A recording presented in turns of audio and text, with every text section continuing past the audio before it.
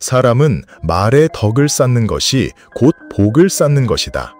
옛말에 칼과 검으로 입은 상처는 쉽게 아물지만 악독한 말은 지우기 어렵다라고 했다. 사람이 된 이상 말에 덕을 가져야 한다. 해서는 안 될 말은 하지 말고 해야 할 말은 천천히 하라. 세상 사람들은 복은 입에서 들어오고 화는 입에서 나온다라고 말한다.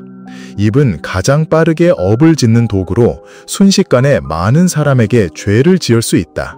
인생의 길을 가다 보면 점점 더 많은 원수를 만들게 되고 길은 점점 더 좁아진다.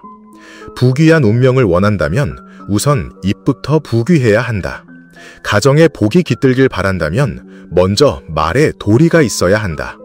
다른 사람과 대화할 때는 공감하는 마음이 있어야 하며 그래야 상대방도 좋은 인상을 받고 자연스럽게 마음을 열고 친구가 되기를 원하게 된다. 흑인 택시기사가 백인 모자를 태우고 있었다. 아이가 물었다. 왜 운전사 아저씨의 피부는 우리랑 달라요? 엄마는 미소 지으며 대답했다. 신께서 세상을 다채롭고 아름답게 만들고 싶으셔서 사람들의 피부색을 다르게 만드신 거란다. 목적지에 도착하자 운전사는 돈을 받지 않았다. 제가 어렸을 때 저도 엄마에게 똑같은 질문을 했어요. 그때 엄마는 우리 흑인은 하늘이 정한 낮은 계층의 사람들이라고 말씀하셨어요. 오늘 언니의 대답으로 바뀌었더라면 아마 지금 나는 전혀 다른 사람이 되었을 거예요. 선한 말을 하는 것은 곧 선한 업을 짓고 좋은 인연을 쌓는 것이다. 입을 부드럽고 복되게 가꾸고 자비로운 마음을 담아 말하면 사람들과 쉽게 친구가 되고 가정도 더욱 화목해진다. 그러면 복과 부귀는 자연스럽게 따라온다. 부귀한 입을 만들기 위해 반드시 피해야 할 5가지 말이 있으니 똑똑한 사람은 결코 그런 말을 하지 않는다. 귀곡자 모천에서는 사람들과 교제할 때 반드시 피해야 할 5가지 상태를 강조한다. 첫째, 병든 사람. 말투가 나른하고 기운이 없으며 무슨 일이든 대충 하고 진취적인 의지가 없다. 둘째, 원망하는 사람. 불평을 좋아하고 부정적인 에너지가 가득하며 문제가 생기면 주관이 없고 해결하려 하지 않으며 비관적이고 소극적이다. 걱정이 많은 사람. 감정이 풍부하고 감성적이며 자기 세계에 빠져 있어 다른 사람에게 허탈함을 준다. 분노하는 사람. 감정을 조절하지 못하고 희로애락이 지나치며 말이 거칠고 과격하다. 기뻐하는 사람. 우쭐대고 거만하며 일할 때 목소리가 높고 말을 가려하지 않아 남들의 질투를 사고 지나친 기쁨은 슬픔으로 바뀐다. 누군가가 끊임없이 불평하고 가난을 한탄하며 부정적인 에너지를 뿜어내고 만족할 줄 모르면 몸에 깃든 복은 스스로 떠나가 버린다. 무슨 일을 하든 열정이 없고 대충대충 끝내려 한다. 부정적으로 행동하니 살아갈수록 더욱 불만이 쌓인다. 가정이 번창해야 인생이 비로소 아름다워진다. 만족할 줄 아는 법을 배우고 만족한다는 말을 할 줄 알아야 한다. 먹구름이 끼면 비가 오고 미친 듯이 날뛰면 재앙이 따른다. 사람은 무례하고 광폭하게 행동해서는 안 된다. 복과 화, 운과 불운은 결국 스스로 감당하는 것이다. 자신의 감정을 조절하는 법을 배워야 한다. 어떤 상황에서도 경솔한 말을 해서는 안 된다. 부귀한 운명을 원한다면 먼저 부귀한 입부터 닦아야 한다. 진심 어린 말로 상대의 입장에서 문제를 바라보는 태도가 필요하다. 말의 기술을 모르면 입에서 화를 부르게 된다. 하지만 부귀한 입을 잘 가꾸면 하늘이 반드시 복을 내려줄 것이다. 귀곡자 권천에서는 사람들과 대화할 때는 상대에 따라 다른 전략이 필요하다고 설한다. 지혜로운 사람과 말할 때는 폭넓은 지식을 바탕으로 해야 한다. 부유한 사람과 말할 때는 폭포처럼 힘있게 말하되 품격 있게 해야 한다. 지위가 낮은 사람과 말할 때는 그들이 민감할 수 있으니 겸손하고 공손해야 하며 감동을 줘야 그들이 당신을 진정한 벗으로 여긴다. 실수를 한 사람과 대화할 때는 그들을 격려하고 자신감을 심어주며 용기를 북돋아야 한다. 귀곡자가 말했듯이 누구나 남보다 강해지고 싶은 마음이 있다. 대화에 능하다는 것은 무조건 상황에 따라 말투를 바꾸는 것이 아니라 진심을 담아 상대의 입장에서 생각하고 그 사람의 진짜 마음과 바람을 이해하여 상대에게 도움이 되는 말을 전할 줄 아는 것이다. 예로부터 말재주가 극에 달한 사람을 논할 때는 반드시 귀곡자를 언급하게 된다. 그는 유세수를 창시하여 장이, 소진, 방연, 손빈과 같은 제자들이 여러 나라를 종횡무진하며 9나라의 정세를 주도하게 했다. 뛰어난 화술뿐만 아니라 더 중요한 것은 그들이 상대의 입장에서 생각하고 각국 군주의 이익을 바탕으로 말하며 설득했다는 점이다. 사람들과 교제할 때는 진심이 가장 중요하다. 아무리 뛰어난 화술이라도 진정성 어린 감정을 움직이지는 못한다. 진심으로 말하면 인생의 길은 점점 더 넓어지고 순조로워진다. 어떤 사람과 함께 하느냐에 따라 인생도 그에 맞게 변한다. 부지런한 사람과 함께하면 게으르질 수 없고 긍정적인 사람과 함께하면 마음이 침체되지 않는다. 지혜로운 이와 함께하면 평범한 사람처럼 되지 않고 고수와 멋하면 반드시 영광의 정상에 오를 수 있다. 과학자들은 인간이 암시에 반응하는 유일한 생명체라고 본다. 긍정적인 암시는 감정과 생리 상태에 좋은 영향을 미치고 내면의 잠재력을 자극하여 보통 사람을 뛰어넘는 능력을 발휘하게 하며 진취적인 정신을 배우고 앞으로 나아가도록 북돋아준다. 부정적인 영향을 주는 사람은 가능한 한 멀리하는 것이 좋다. 그렇지 않으면 그들은 무심코 당신의 꿈을 앗아가고 점점 당신을 지치게 하며 평범한 사람으로 만들어버릴 것이다. 긍정적인 영향력을 가진 사람은 마치 태양과 같아 닿는 곳마다 빛을 비춘다. 반면 부정적인 사람은 달과 같아서 처음 만나든 10년이 지나 다시 만나든 여전히 변함이 없다. 태도가 모든 것을 결정한다. 어떤 태도를 가지느냐에 따라 미래도 그에 따라 달라진다. 어떤 이는 인생의 3가지 큰 행운을 이렇게 말한다.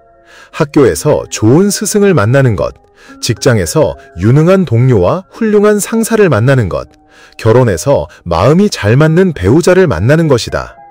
때로는 그들의 한 번의 미소, 따뜻한 인사 한마디만으로도 당신의 인생이 환하게 빛날 수 있다. 인생에서 가장 불행한 일 중 하나는 곁에 긍정적인 사람이 없고 멀리 내다볼 줄 아는 사람이 없다는 것이다. 그런 상황은 당신의 삶을 평범하고 우울하며 빛을 잃게 만든다. 당신이 누구냐는 중요하지 않다. 중요한 것은 누구와 함께 있느냐이다 라는 말이 있다. 옛날에 맹자의 어머니가 아들의 교육을 위해 3번이나 이사를 했다는 맹모삼천 이야기는 누구와 함께 사느냐가 얼마나 중요한지를 잘 보여준다. 독수리가 병아리 둥지에서 자라면 날아오르는 본성을 잃고 만다. 어떻게 하늘 높이 날 수 있겠는가?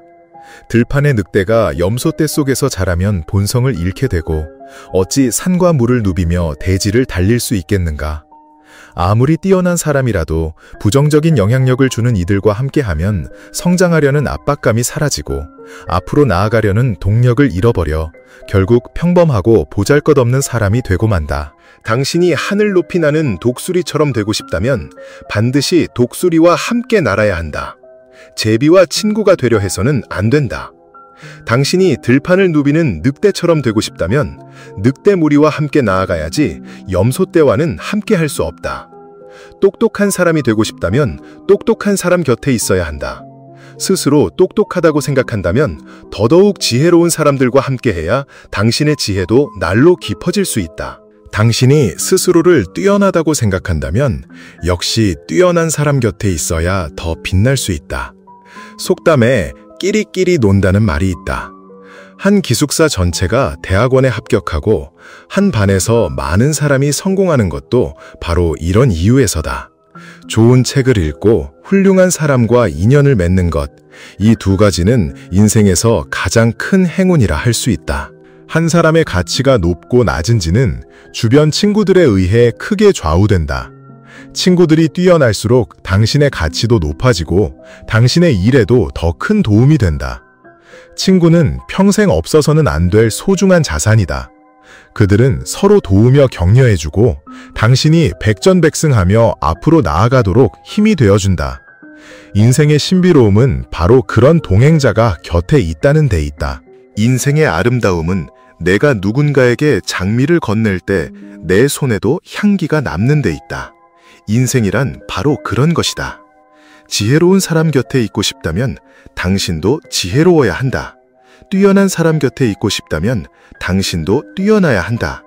그런 사람들과 함께 할 수 없다면 인생은 결코 빛날 수 없다.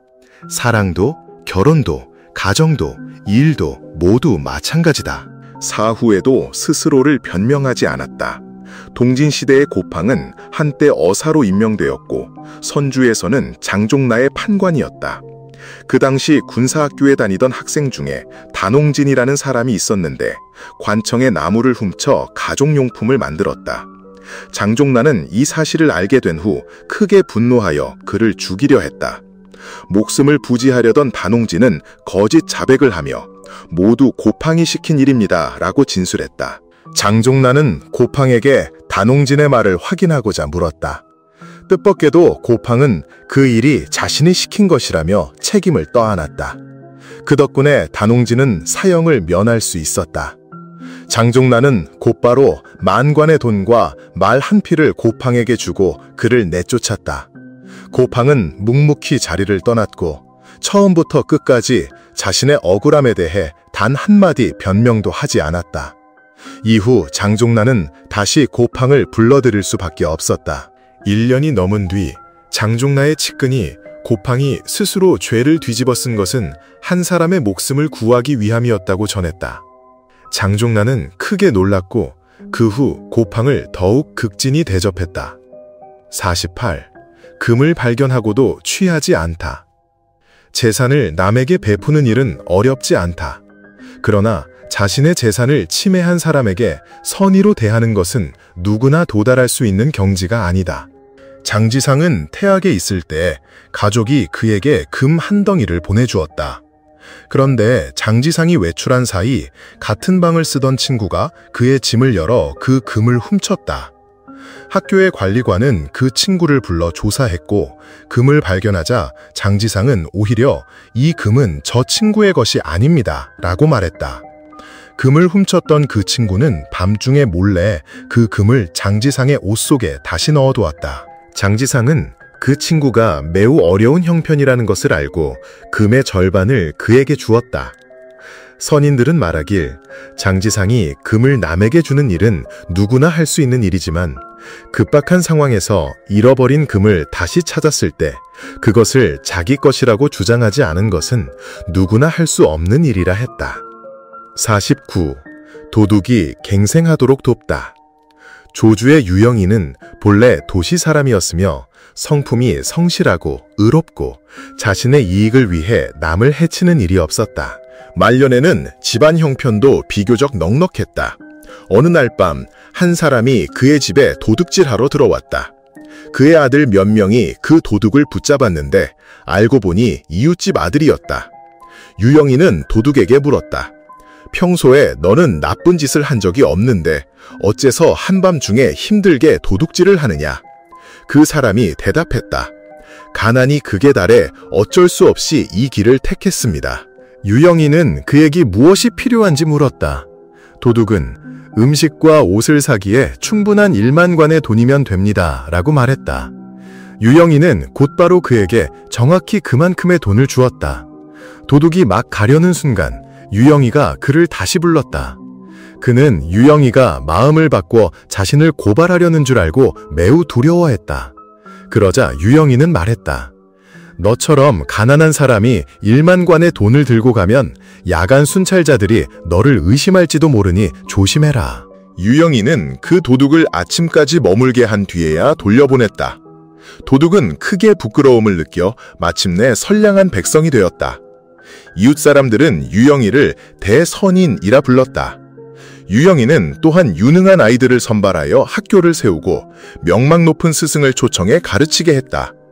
그의 아들 유걸과 손자 유효는 차례로 진사에 급제하여 조주 남쪽 일대에서 명문가로 이름을 떨쳤다. 그것은 선행을 즐겨 행한 그가 마땅히 누려야 할 복이었다. 50.